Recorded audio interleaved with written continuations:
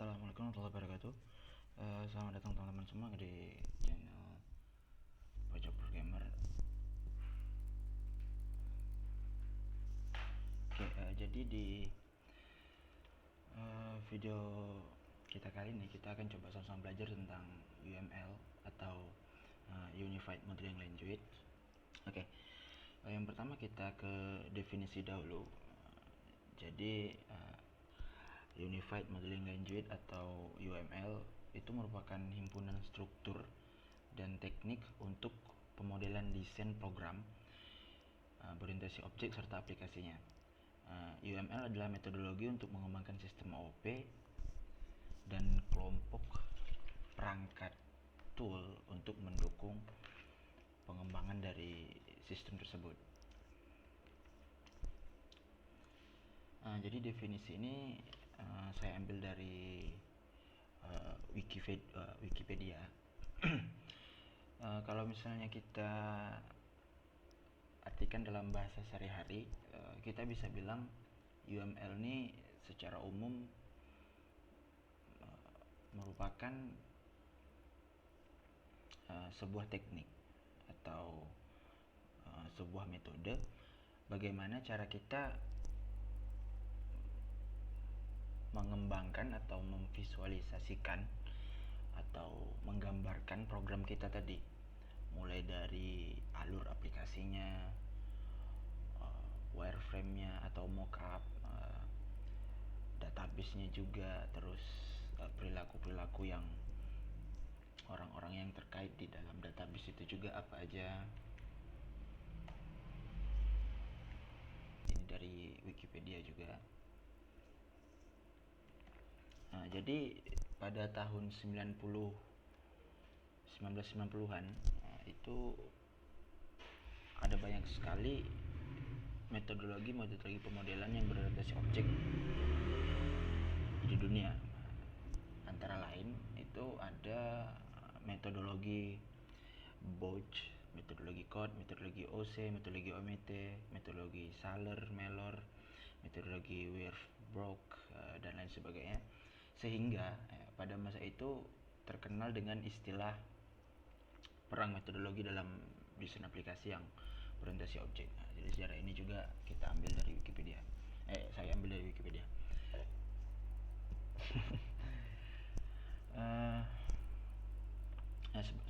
Seperti yang sudah kita definisikan di awal, bahwasanya UML ini tadi merupakan sebuah metodologi atau teknik bagaimana cara kita menggambarkan atau memodelkan aplikasi kita. Nah, kita akan memodelkan atau menggambarkan aplikasi ini dengan diagram. Nah, jadi secara umum UML itu menyediakan 10 diagram. Yang pertama itu ada use case diagram, di mana use case ini untuk memodelkan proses bisnis. Nanti ada satu aktor, kemudian ada proses bisnisnya apa di dalam aplikasi atau sistem. Kemudian ada activity diagram. Activity diagram ini untuk memodelkan perilaku use case dan objek yang ada di dalam sistem. Jadi kalau use case tadi lebih ke proses bisnis dari user atau dari aktor. Nah, di activity diagram proses bisnis ini dijelaskan step by stepnya. Kemudian ada class diagram.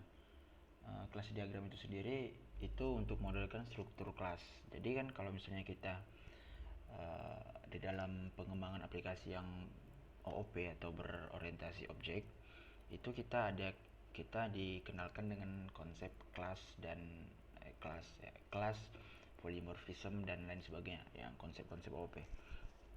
Nah, kita akan memodelkan kelas ini tadi ke dalam diagram. Nah, di mana diagram ini dinamakan dengan kelas diagram.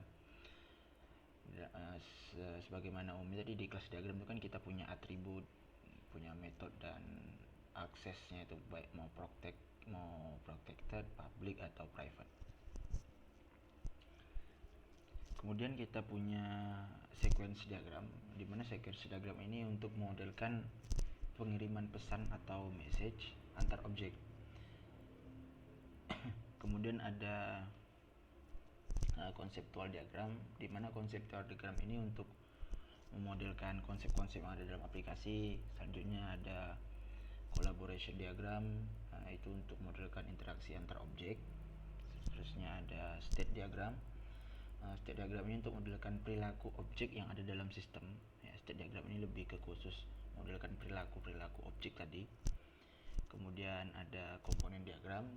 Ini digunakan untuk modelkan komponen objek, apa saja yang membangun dari objek tadi. Kemudian terakhir ada deploy diagram atau deployment diagram. Ini untuk memodelkan bagaimana cara kita mendistribusikan aplikasi tadi. Nah, dari sekian banyak diagram ini, itu ada 4 diagram yang biasanya sering kita pakai dalam untuk pembangunan aplikasi yang berorientasi objek.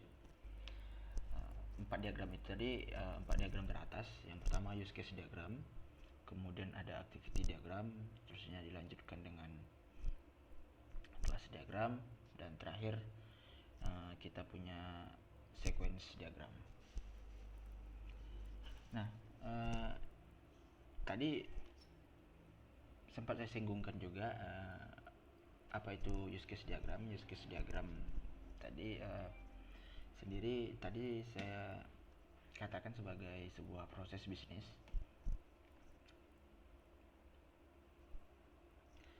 Nah, jadi proses bisnis yang dimaksud di use case diagram sini itu proses bisnis dari perspektif usernya, atau kita bisa bilang sebagai aktor, di mana aktor ini tadi merepresentasikan orang yang berinteraksi dengan sistem. Contoh, ketika kita punya sistem informasi akademik, otomatis aktornya itu kita punya mahasiswa dan dosen gitu. Nah, aksi-aksi yang dilakukan si mahasiswa tadi, mulai melihat nilai, melihat jadwal, input jadwal dan sebagainya, itu kita definisikan sebagai use case atau proses bisnis yang dilakukan si aktor di dalam aplikasi. Selanjutnya kita punya ini activity diagram. Nah, di mana activity diagram ini seperti sudah saya singgung di awal tadi, bagaimana activity diagram ini tadi menjelaskan tentang step by step logic bisnis yang dilakukan di dalam use case diagram gitu.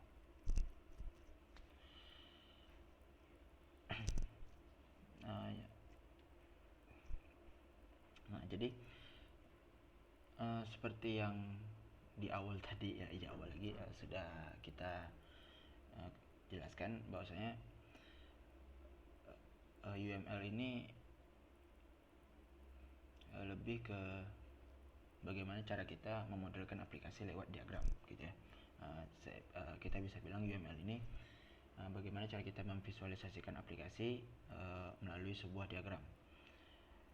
Nah, di luar sana ada banyak sekali tools yang dipakai orang untuk mendesain atau membuat UML ini. Biasanya itu toolsnya rata itu by drag and drop ya.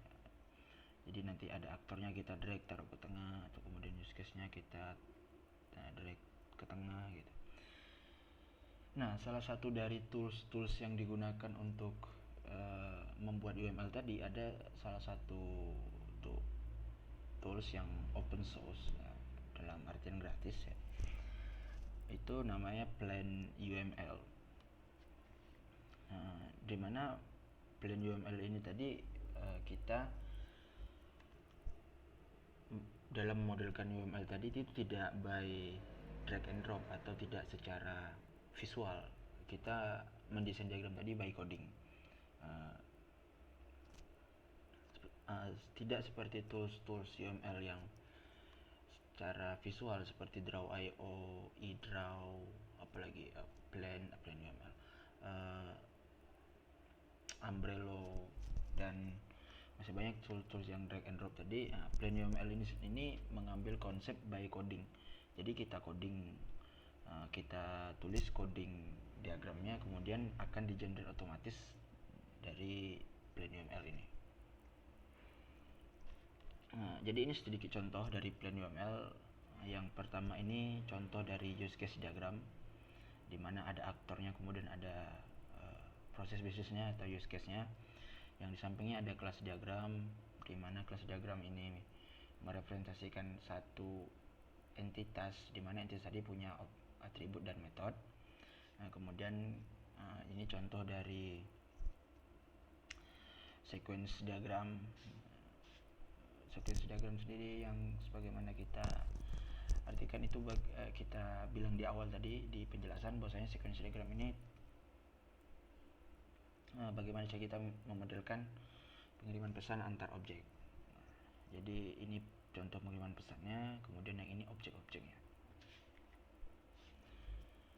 Oke, mungkin itu saja video pengenalan kita pada hari ini terkait UML. Di next video kita akan coba untuk mendesain sebuah sistem dengan konsep UML tadi, dan pastinya sebuah aplikasi atau sistem yang berorientasi objek. Assalamualaikum warahmatullahi wabarakatuh.